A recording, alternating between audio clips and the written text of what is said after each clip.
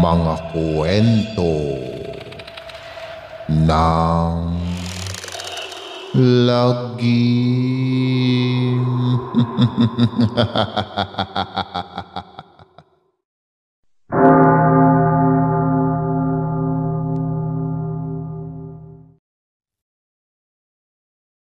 Kamusta na mga giliw naming tagapakinig?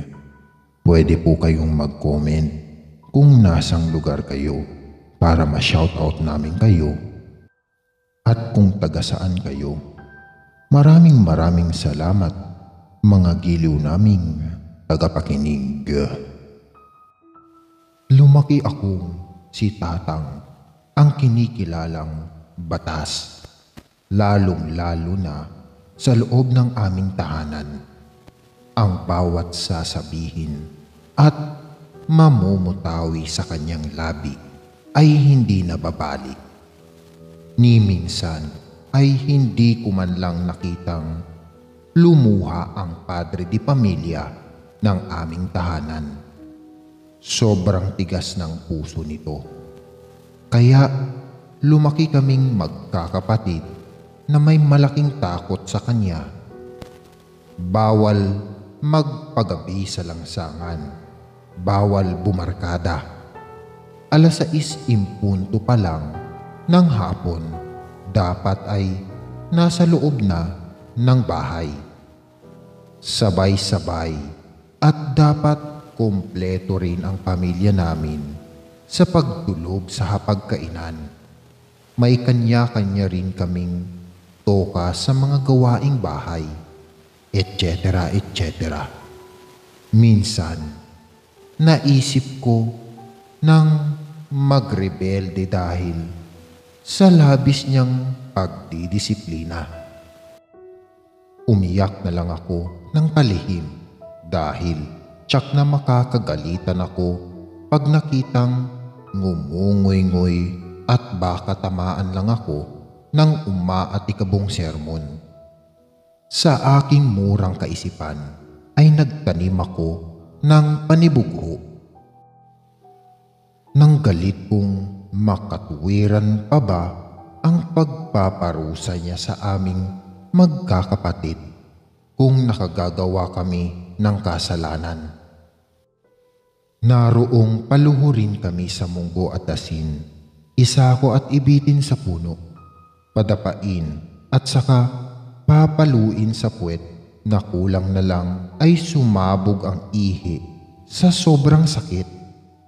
Sunod na ang walang katapusang sermon habang kaharap ang pagkain. Inang, bakit ganon si Tatang? Hindi ba niya kami mahal? Minsan ay naitanong ko sa aming inang. Maniwala kayo mga anak, mahal kayo ng tatang ninyo. Iba lang ang ginagawa niyang pagdidisiplina para matuto kayo sa buhay. Balang araw ay maiintindihan ninyo siya. Palaging paliwanag ni inang sa amin noon. Madalas din itong nagbibida sa inuman ng tuba pag dinarayo ng mga kasamahan sa pangingisda. Madalas ay naririnig ko pa ang aking pangalan. Yang anak kong panganay si Junjun mga pre. Hindi ko na pinakinggan pa ang sunod niyang ipinagbibida sa inuman dahil sa takot kong marinig na ipinahihiya niya ako sa kanyang mga kaibigan. Sobra na talaga si Tatang. Pati ako ay ginagawang pulutan sa kanilang inuman at mas nadadagdagan pa nga ang kinikimkim kong sama ng loob sa kanya.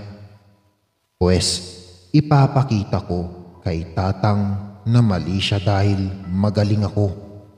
Makikita niya, magsisikap ako at magtatagumpay.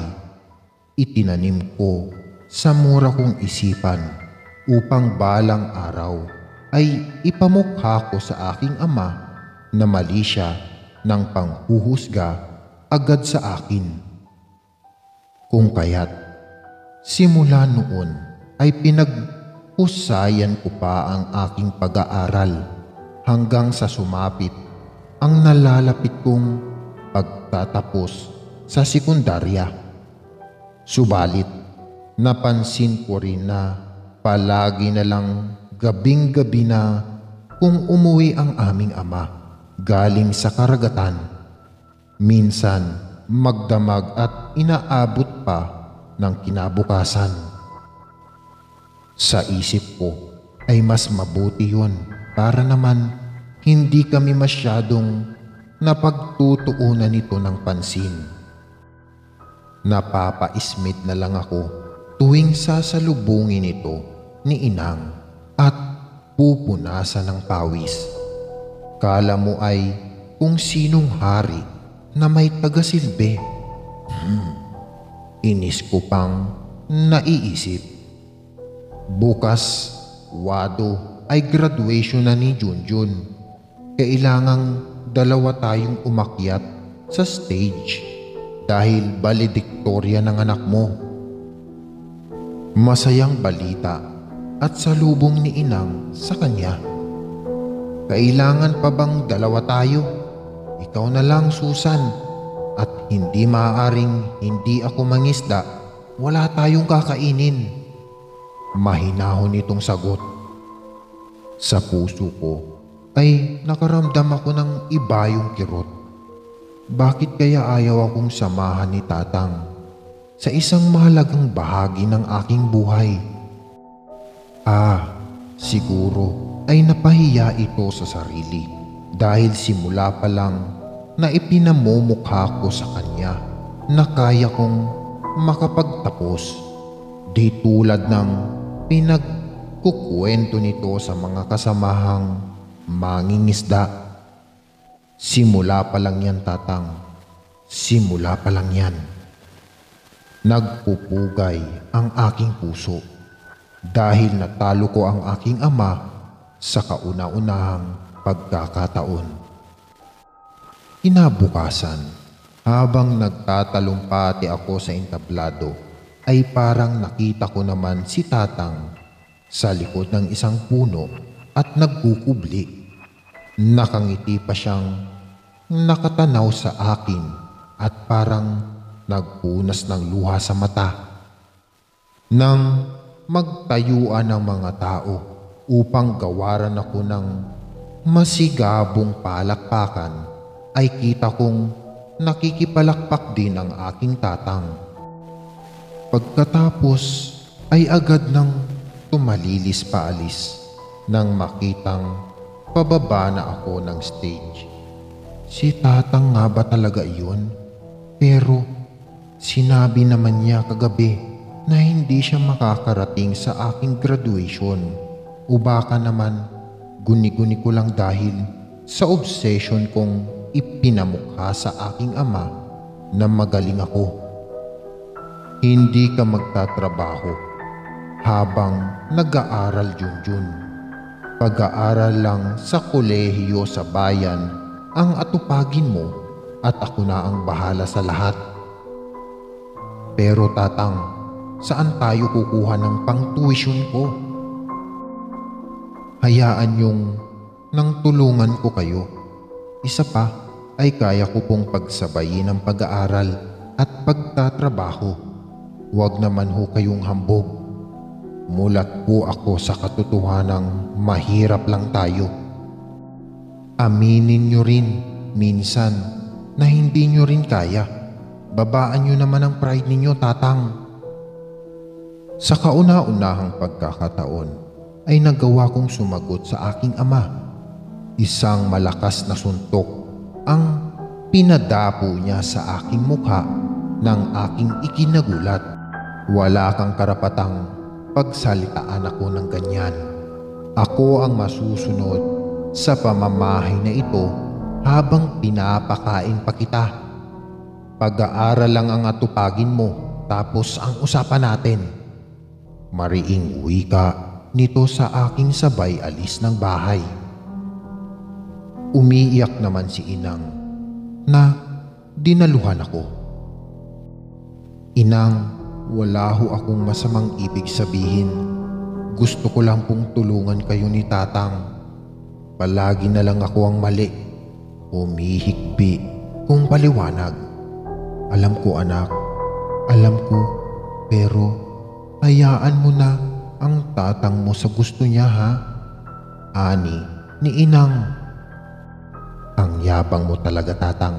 Aber, tignan ko nga ang hambog mo kung talagang kaya mo akong mapag-aral sa kolehiyo. Muling tumanim sa aking isipan, ngunit muli ay hindi ko isinatinig. Gaya ng sinabi ni Tatang, nag-aral nga ako sa bayan at tuwing weekend lang kong umuwi sa aming tahanan. Alam kong hirap na itong pag-aralin ako. Nakikita ng dalawang mata ko. Kailan kaya ito susuko at aamin sa sarili na hindi na niya kaya? Kahit tagal naman, malaki rin ang ibinagsak ng dati nitong matikas na katawan at madalas na itong dalahitin ng ubo. Isang gabi ay nakita ko itong nasa dalampasigan at minamasdan ng nagkukuti-kutitap na mga ilaw sa laot, waring nag-iisip ng malalim. Mamaya-maya pa ay nilapitan ito ni Inang. Wado, "Ko, ikaw na matanda ka. Halina sa loob. Malamig dito sa labas at matulog na tayo dahil maaga pa tayong pupunta bukas sa bayan para maglako ng huling isda. Ito, inumin mo muna itong salabat para maginhawaan ang pakiramdam mo at kainin mo itong nilagang saging na natira kanina dahil hindi ka kumain ng kanin. Pasensya na at kinapos ang niluto ko. Paano ay nagtitipid tayo para sa bayarin ni Junjun sa eskwela?" Ani ni Inang.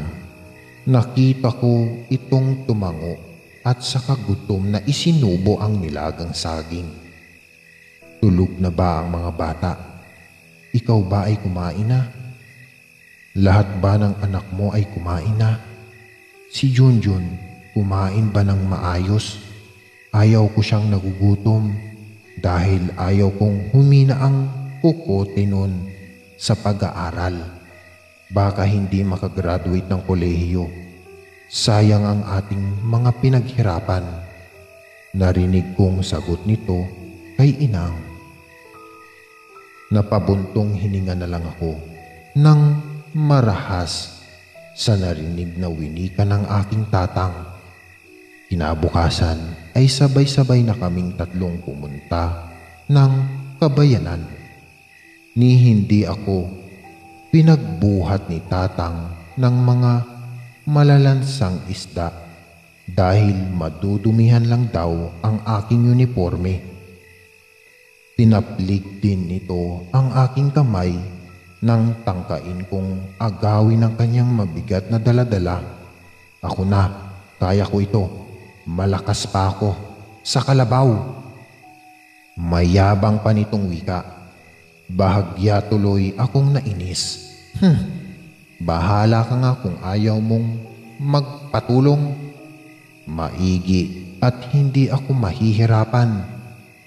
Sa isip-isip ko na lamang, pero hindi ko naman isinatinig.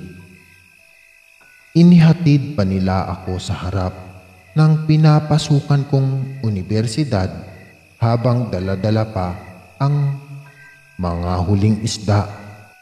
"Uy Junjun, airmats mo?" tanong ng aking mga eskwela. Sasagot sana ako ng oo, pero inunahan ako ni Tatang. Hindi, katiwala lang kami ng kanilang mga bangka sa pamamalakaya. Sabay alis na nila. Naiwan akong nagtataka kung bakit iyon ang sinabi nito sa aking mga kaklase. Sa loob ng aking puso ay parang nakaramdam ako ng awa sa aking magulang sa kauna-unahang pagkakataon. Sa wakas, pagkalipas ng maraming taong pagsusunog ng kilay, ay nakamit ko na rin ang tagumpay, pero hindi na naman muling sumama si tatang sa entablado. Dangan lang at muli ko na namang itong nasulyapan sa labas ng unibersidad at nakahawak sa git habang nakikinig ng aking mahabang talumpati. Ngayon ay sigurado na akong si tatang iyon. Pero ano ang dahilan at ayaw niya akong samahan sa aking pagtatapos? Ni ayaw niya akong lapitan upang batiin man lang. Dapat nga ay yabangan niya ako at sabihin sa aking, "Nakita mo, Junjun, na kaya kong pag-aralin ka. Bilib ka na ba sa akin?" Kung ganon, ay siya na nga ang magaling. Pagkaraan pa ng maraming taon, ay heto na ako at isa ng matagumpay na tao. May sasakyan, magarang bahay, negosyo at maraming pera. Pero ang aking tatang kahit kailan ay hindi tumanggap ng kahit ano buhat sa akin. Katwiran nito, hanggang kaya ko pa ay itataguyod ko ang mga kapatid mo. Huwag mo kaming alalahanin. Sarili mo ang intindihin mo at pagbutihin mo. Kaya ko pa silang buhayin. Malakas pa ako sa kalabaw. Tatang, hanggang ngayon ay napakataas pa rin ng pride mo. Gustong gusto ko na siyang sumbatan kung bakit siya ganyan. Hindi bali, darating din ang araw na iyon na titiyak ko at lahat ng sama ng loob ko, ultimo kaliit-liitan, ay sasambitin ko sa kanyang harapan. Sa tingin ko ay dumating na nga ang araw ng aking pinakahihintay dahil isang tawag ang aking natanggap buhat sa aking inang. "Junjun anak, kailangan mong umuwi. Ang tatang mo may sakit. Ayaw magpadala sa ospital. Gastos lang daw at palaging tinatawag ang pangalan mo. Magmadali kang umuwi anak." Umiiyak nitong pagbabalita sa akin. Ha? Tinamaan din pala ng sakit at kahinaan ng pinakamalakas at mayabang na kalabaw? Hindi ko maiwasang maisantinig habang kausap si inang sa telepono. "Anong klase kang anak upang pagsalitaan mo ng ganyan ang ama mong nagpakahirap para maabot mo ang lahat ng kaginhawaan mong tinatamasa ngayon?" Narinig kong sumbat ng aking inang sa kabilang linya. "Inang, pasensya na po. Hindi po ganon. Ang sa akin lang." Pinagbagsakan at pinatayan na agad ako ng telepono ng aking inang. Ni hindi man lang nito ako pinagpaliwanag. Dahil sa nangyari ay napilitan na nga akong agad magbiyahe pabalik sa aming probinsya. Si tatang ay matitiis ko pero hindi ang galit ni inang. Habang binabagtas ng sasakyan ko ang bayan namin ay nakita ko si Mang Julio, kabarkada ni tatang sa pag-iinuman ng tuba noon. "Mang Julio, kayo ho ba ay pauwi na? Halina ho kayong sumabay sa akin."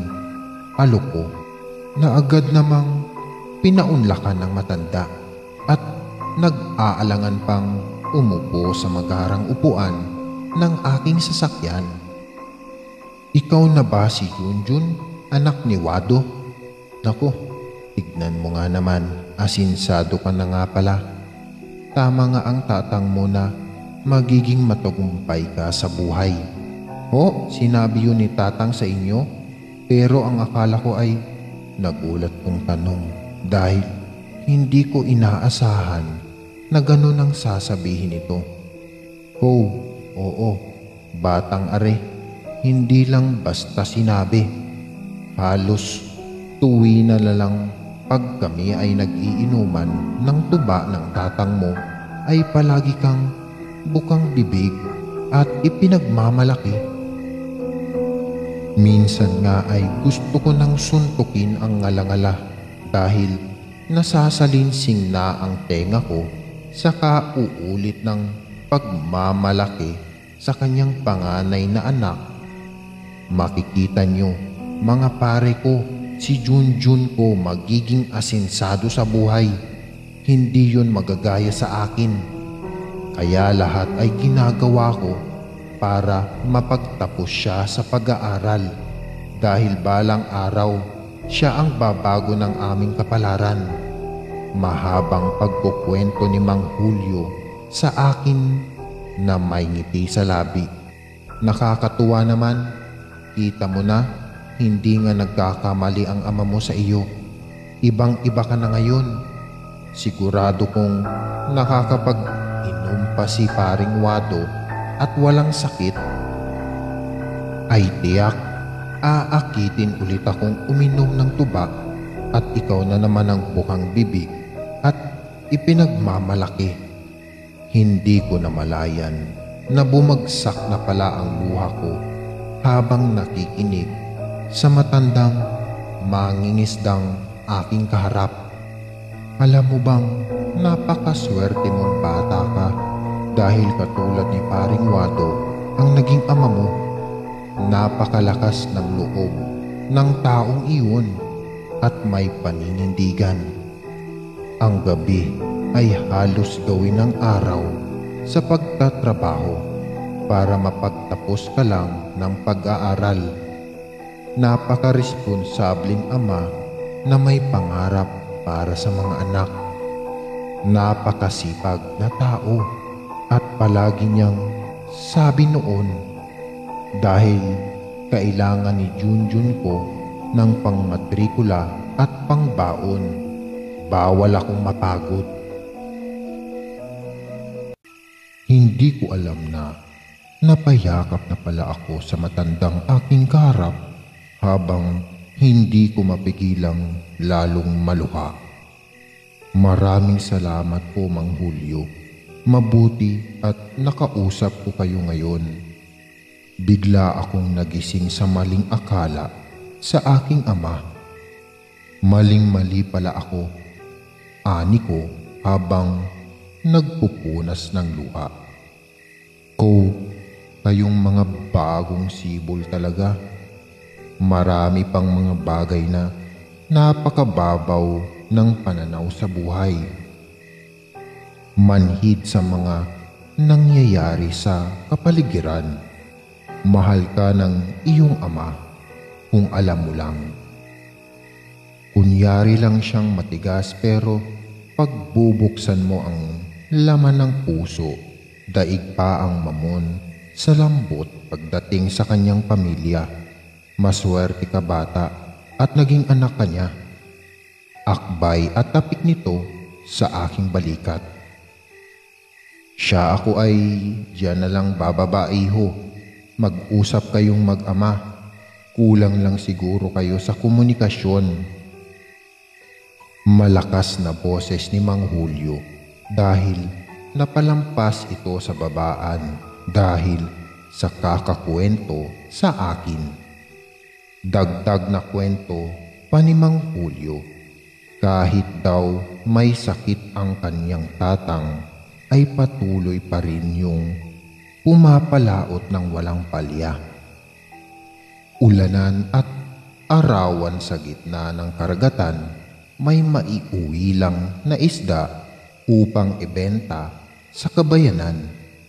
Wala daw itong pinapalampas na pagkakataon kahit nagsusungit ang panahon upang kumita lang ng pera para sa kanya at kanyang mga kapatid para matustusan ang kanilang pag-aaral noon. Kung ganun ay dakila pala ang kanyang ama. Bakit ngayon lang niya napagtanto ang lahat? Kung hindi pa niya nakausap si Mang Julio ay mananatiling mali ang kanyang pagkakakilala sa sariling ama. Sana'y makabawi pa ako sa iyo, Tatang. Sana'y hindi pa huli ang lahat upang ipakita ko sa iyo at iparamdam ang bunga ng iyong pagpapagal sa amin. Bulong at iyak ko ng tahimik sa sarili habang nagmamaneho patungo sa maliit naming tahanang nakatirik malapit sa karagatan. Kalahating oras na akong nakarating sa aming bahay, pero nananatiling nasa labas lang ako. Nahihiya akong pumasok. Nahihiya talaga ako. Hiyang-hiya sa aking tatang. Hindi ko alam kung paano ko siya haharapin at kakausapin. Diretso sa pag-agos ang aking luha at patuloy na nagsisisi. Ang sama-sama ko palang anak. Anak, andyan ka na pala. Kanina ka pa ba? Ba't hindi ka pumasok? Bungad ni inang sa akin. Sa halip na sumagot, dito ay napahagulgol na lang ako sa aking kinatatayuan. Inalo naman ako nito at pinatahan. Ang anak na ari, matanda na ay iyakin pa. Inang, mapapatawad kaya ako ni Tatang, ang sama kong anak. Ang isinukli ko sa lahat ng kanyang paghihirap para maitaguyod ako.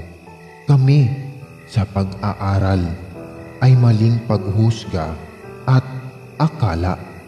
Ang akala ko kasi hindi niya ako mahal, na mayabang siya.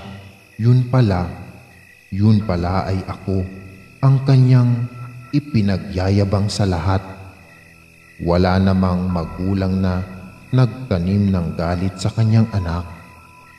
Akala mo lang ay hindi ka mahalaga sa tatang mo, pero saksi ako kung gaano kanya kamahal at pinakauna mo siyang tagahanga.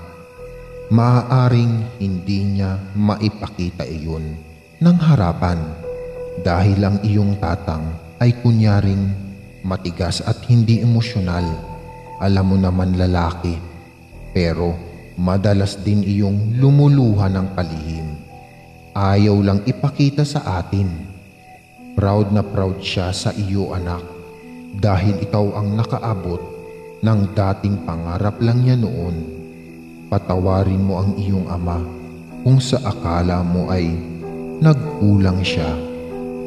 Kung sa akala mo din ay hindi ka mahalaga. Kung sa akala mo ay di siya pumupunta at hindi ka sinasamahan sa pag-akyat sa stage pag nagtatapos ka. Pero anak, dumarating siya at malakas na pumapalakpak para sa iyo. Nahihiya lang siyang magpakita, makipagkamay at makisalamuha sa maraming tao dahil puno ng kalyo ang kanyang mga kamay sa kakatrabaho. Nanliliit siyang makatabi ang ibang tao, pati sa iyo na mismong kanyang anak na isa ng edukado dahil siya ay elementarya lamang ang natapos. Ikinahihiya niya ang kanyang sarili dahil mangingisda lang siya.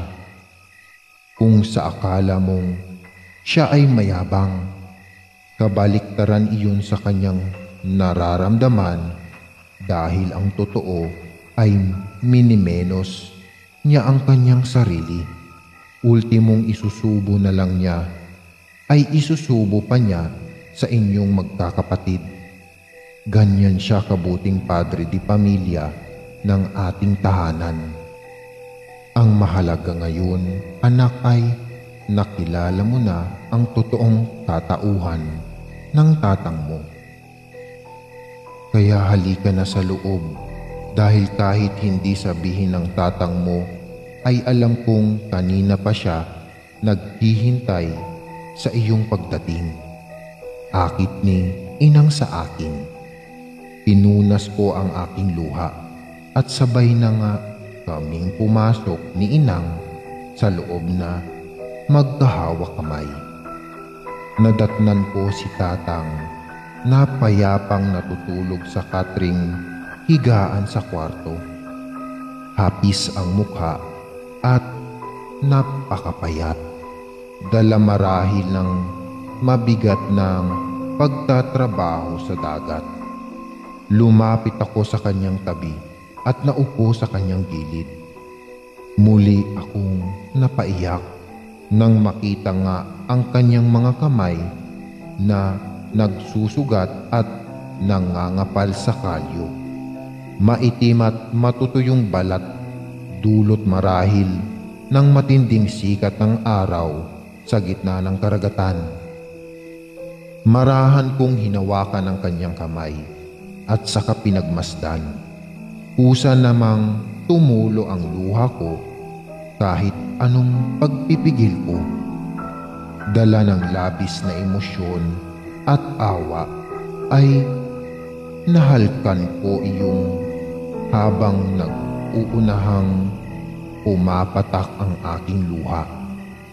Lalaki ako pero kahit na sinong anak na lalaki man o babae ay tiyak na iiyak pag nakita ang katibayan at ebidensya ng sobrang kasipagan ng ating mga magulang, maitaguyod lang ang pamilya.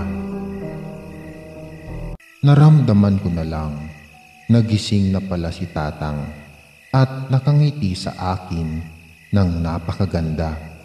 Ngiting ngayon ko lang nasilayan sa kanya. Ginugulo din ito ang aking buhok. Hindi ko na napaglabanan ang aking emosyon at natuluyan akong napayakap sa kanya habang sinasambit ang mga katagang, "Patawad tatang, suntukin mo na ako kahit paulit-ulit. Payag ako dahil masama akong anak." Ngunit paulit-ulit din itong umiling, "Hindi anak, hindi ka masama. Kahit kunin ako ngayon din ng may kapal, ay ibubulong ko sa kanya na patuloy kang pagpalain at bigyan ng kasaganahan dahil naging masunurin kang anak at hindi mo binigo ang iyong ama." O tatang, mas lalo akong napahagulgol dahil sa sinabi nito.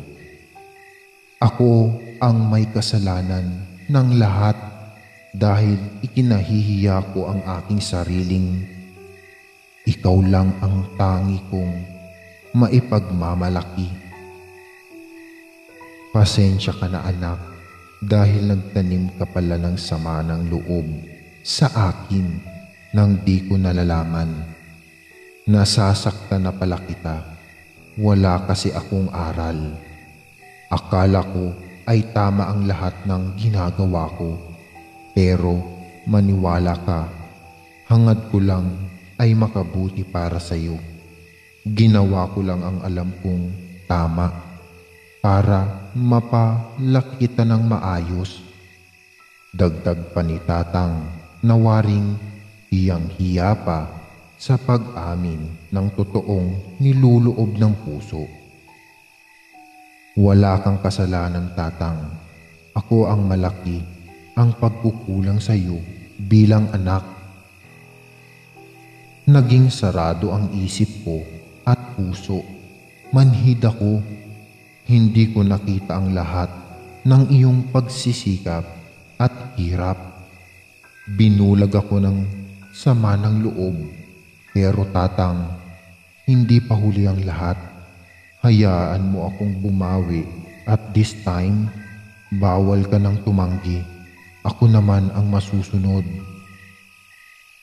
Napakapalad ko naman at binigyan ako ng itaas ng isang anak na katulad mo. Mas mapalad ako, Tatang, dahil katulad mo ang naging ama ko. Hindi mo dapat ikahiya ang sarili mo dahil higit pa sa may aral ang ama ko. Ipinagmamalaki kita sa buong mundo.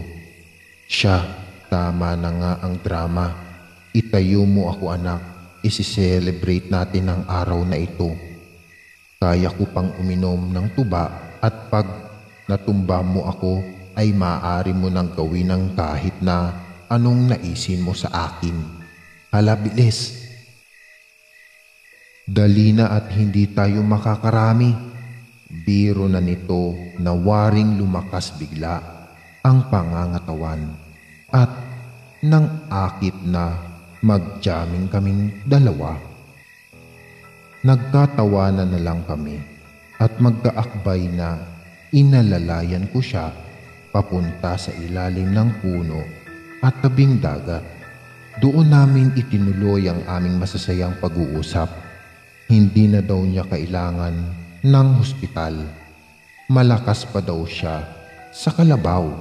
Ang presensya ko daw ay higit pa sa pinakamabisang gamot sa buong mundo.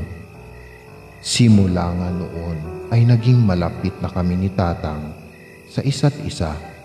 Madalas na mapataob ako nito sa inuman ng tuba tuwing umuwi ako ng probinsya.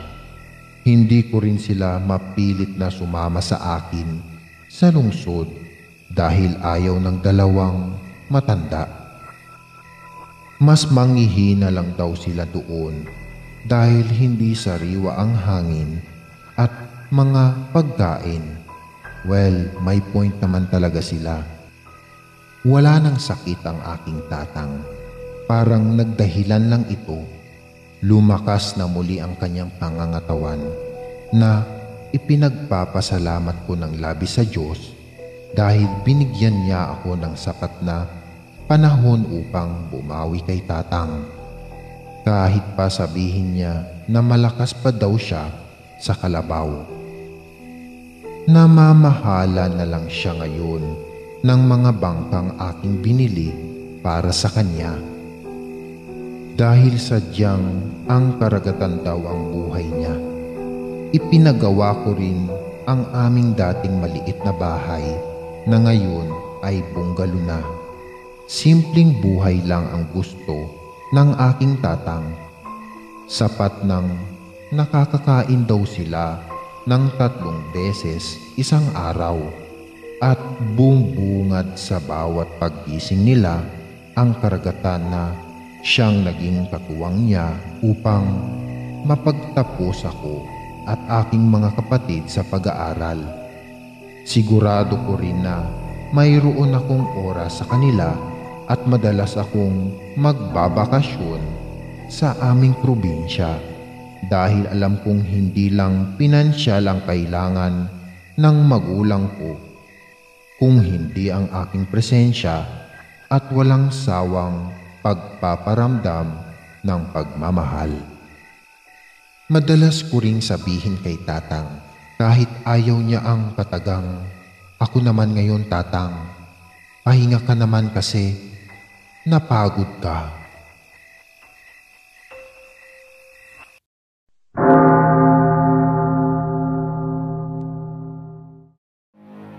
Maraming salamat mga giliw naming tagapakinig.